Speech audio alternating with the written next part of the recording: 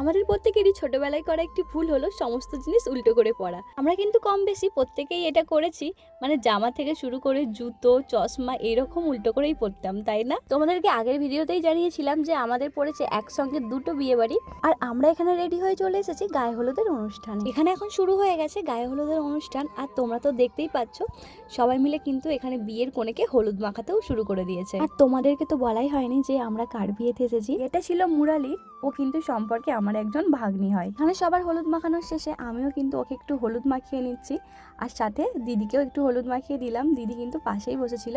এটা হলো আমার ননদ, একদমই নিজের ননদ, আর বিয়ে উপলক্ষেই কিন্তু দিদি এসেছে। এখানে দেখো সবাই হলুদ উপলক্ষে হলুদ রঙেরই শাড়ি পরেছে, আর এগুলো হলো ওরই বান্ধবী, সবাই একসঙ্গে রিলস বানাচ্ছে, সেটাও তোমাদের সঙ্গে শেয়ার করে দিলাম। তোমরা তো দেখতেই পেলে যে গায়ে হলুদের অনুষ্ঠান এখানে প্রায় শেষের দিকে, তাই আমরা চলে এসেছি এবার খেতে। দুপুরের মেনুতে ছিল ভাত, পোস্ত দিয়ে আলু ভাজা, ডাল, শাকের তরকারি, আর তার সাথে ছিল মাছ। তো চলো আজকের ভিডিওটা এখানেই শেষ করছি। তোমরা সকলে ভালো থেকো, টাটা, বাই বাই।